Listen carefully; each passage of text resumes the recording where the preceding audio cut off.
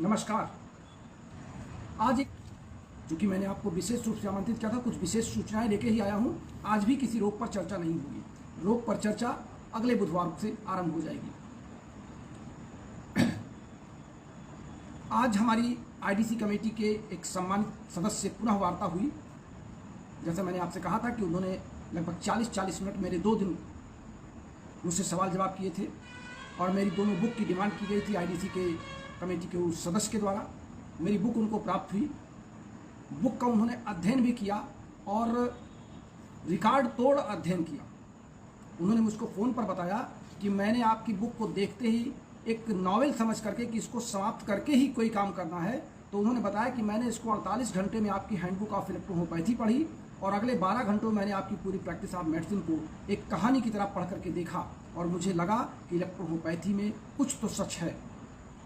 और फिर कुछ शब्द के पीछे उन्होंने अपना दुख बयां किया। उन्होंने कहा कि हमारे सभी मेंबर्स को जितनी भी बुक्स दी गई हैं आईडीसी कमेटी को प्रपोजलिस्ट के द्वारा, वो सारी की सारी बुकें पढ़ ली गई हैं और पढ़ने के बाद हम लोग इस असमंजस में हैं कि हर बुक अलग अलग तरीके से अलग अलग व्याख्या कर रही है, अलग अलग मटेरियल दिए जा रहे हैं।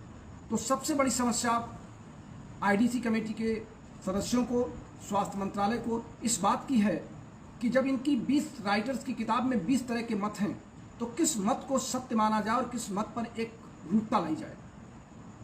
सरकार इलेक्ट्रोहोम्योपैथी को मान्यता देना चाहती है। उन्होंने एक चर्चा और किया कि जब बड़े बड़े इलेक्ट्रोहोम्योपैथिक संस्थान कैंसर से 100% ट्रीटमेंट का दावा करते हैं, तो क्यों न इन संस्थानों की बारीकी से और गोपनीयता से जांच कर ली जाए।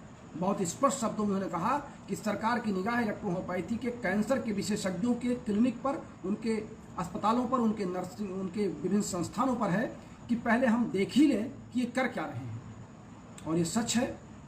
उन्होंने इस बात का दुख बयां किया कि अगर इतने सफल इलेक्ट्रोहोम्योपैथिक कैंसर इंस्टीट्यूट के संस्थान हैं जो बड़े बड़े इंटरव्यू और बड़े बड़े पोस्टर और बड़े बड़े पोस्टर डाल रहे हैं सोशल मीडिया पर और वो सरकार की निगाह में जा रही है। हम लोग ये मंथन कर रहे थे, आपस में चर्चा कर रहे थे कि फिर विश्व में इतने लाख कैंसर के रोगी और इतने ज़्यादा पैसे वाले लोग हैं, तो अब तक तो इन कैंसर इंस्टीट्यूट को विदेशी रोगियों ने खरीद लिया होता।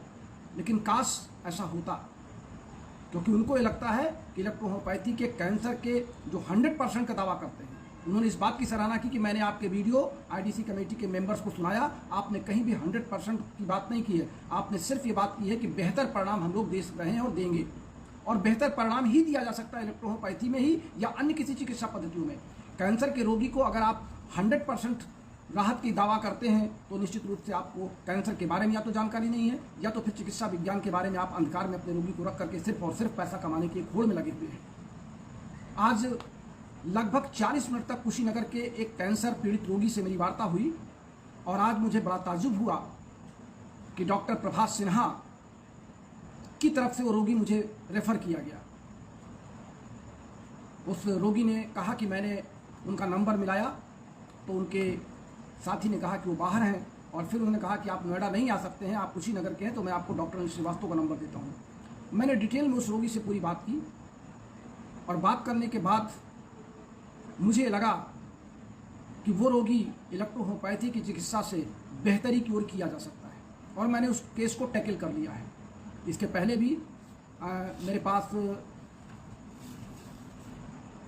मिस्टर कन्हैया कुमार जी हैं और रोहतास से एक सज्जन हैं, एक कुशीनगर के हैं, एक मऊ के हैं और एक लखीमपुर खीरी के हैं, जिनकी चर्चा मैंने आपसे कल सुबह किया था कि माउथ कैंसर है। फिलहाल इस समय मेरे पास 3 माउथ कैंसर के रोग हैं, पेशेंट हैं, और 2 ब्रेस्ट कैंसर के पेशेंट हैं, और मैं 5 पर सिर्फ प्रयोग कर रहा हूँ। टू बी वेरी फ्रैंक, प्रयोग का मतलब कि इलेक्ट्रोहोम्योपैथी में जब तक हम अपनी आत्मा की संतुष्टि ना कर लें कि हमने इस पेशेंट को बेहतर कर दिया, तब तक हमारा प्रयोग ही माना जाता है। हालांकि रोगी, आज मैंने एक जो गले के कैंसर का रोगी था जिस पर मुझे अपेक्षित सफलता पिछले 1 महीने से कम मिल रही थी, आज मैंने दोपहर में उससे बात किया। वो मऊ का पेशेंट है। मैंने कहा आपने मुझे हालचाल नहीं बताया, तो उन्होंने कहा सर पहले तो बहुत दिक्कत थी, लेकिन अब मुझे लग रहा है कि आपकी दवाई बहुत अच्छा काम कर रही है। तो चलिए, ये दवा नहीं है, ये एंजाइम्स हैं, और कैसे एंजाइम्स हैं? जादू भरे एंजाइम्स। और एक चीज़ मैं आपको बता दूं, कैंसर के रोगी को सदैव ये बताइए कि मन के जीते जीत है, मन के हारे हार। अगर आप मन से हार गए, आपका सेंट्रल नर्वस सिस्टम वीक हो गया, तो हमारी सीएनएस भी काम नहीं करेगी। और अगर आपका सेंट्रल नर्वस सिस्टम जरा भी बुल्डअप है, तो निश्चित रूप से हमारी इलेक्ट्रोहोम्योपैथी की औषधियाँ आपके कैंसर में रामबाण का काम करेंगी और बहुत अच्छा परिणाम देंगी। तो एक प्रसंग आया कि जब कोई छोटा बच्चा सड़क पर दौड़ रहा हो और अचानक ठोकर लग जाए, गिर जाए और उसका कट जाए, उसका घुटना कट जाए, छिल जाए, बच्चा पहले तो हल्का सा चिल्लाता है, छटपटाता है, लेकिन जब कोई बड़ा उसको गोदी में लेकर के पुचकार देता है कि बेटा ये चोट नहीं है, ठीक है, बहुत अच्छे, शाबाश, वेरी गुड, तो बच्चे के आंसू बंद हो जाते हैं, बच्चा मुस्कुराने लगता है और अपना दर्द भूल जाता है। ये बात मैं इसलिए कह रहा हूँ कि कैंसर का रोगी दर्द से छटपटाता है, पीड़ित रहता है, उसको सद्भावना की ज़रूरत है, उसको सद्व्यवहार की ज़रूरत है, उसको प्रेम और आत्मविश्वास की ज़रूरत है। और ये सब चिकित्सक और उसके अभिभावक जता सकते हैं कि रोगी अपने दर्द को भूला रहे, प्रेम व्यवहार के साथ परिवार के सदस्यों के साथ हंसता बोलता रहे और अपने दर्द को भूलता रहे, तो शायद इलेक्ट्रोहोम्योपैथी ही नहीं, दुनिया की हर चिकित्सा विधि एक बेहतर परिणाम दे सकती है। लेकिन फिर अंत में मैं यही कहूँगा कि 100% का दावा करने वाले विभिन्न संस्थान कृपया सावधान हो जाएं। ये मैं नहीं कह रहा हूँ, ये यथार्थ बोल रहा है, आईडीसी कमेटी का मेंबर बोल रहा है कि अब जब आपने 100% का दावा करना शुरू कर दिया है, बड़े बड़े इंटरव्यू और पोस्ट आप डाल रहे हैं, बड़े बड़े मंचों की तस्वीर और तमाम रोगियों का इंटरव्यू डाल रहे हैं, तो हमको भी आपके करीब आकर के आपकी सत्यता को परखना होगा। अभी तक नहीं परखा गया था, लेकिन अब परखना होगा। तो ईश्वर करे कि आप सब एक बेहतर परिणाम की ओर इलेक्ट्रोहोम्योपैथी के डोर को ले जाएं, इसकी पतंग को उड़ाएं और इलेक्ट्रोहोम्योपैथी विश्व में भारत की नाम से जानी जाए। ये चली तो इटली से, तड़पती रही जर्मनी तक और अपने पांव इसने पसारे भारत में, तो भारत ही इसको फलता फूलता देख करके इलेक्ट्रोहोम्योपैथी का झंडा भारत ही गाड़ दे, भारत ही लहरा दे। तो इलेक्ट्रोहोम्योपैथी के लिए हम सब संकल्पित हैं, देश संकल्पित है, चिकित्सक संकल्पित हैं, संस्थाएं संकल्पित हैं और स्वास्थ्य मंत्रालय और भारत सरकार भी मान्यता देने के लिए अग्रसर है, क्रम में जारी है।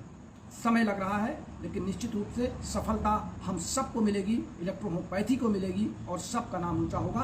तो बस आज के लिए इतना ही। मिलते हैं बुधवार को एक नए इलेक्ट्रोहोम्योपैथी के क्षेत्र में, नए विषय पर, नए रोग पर चर्चा करते हैं, आपसे नई समस्याओं पर चर्चा करते हैं। हमें इंतजार रहेगा आपके अच्छे सवालों का और आपके पसंदीदा टॉपिक को हम प्राथमिकता देंगे। हम अपेक्षा करते हैं कि आप अपने मनपसंद समस्याओं को हमसे चर्चा करेंगे। नमस्कार।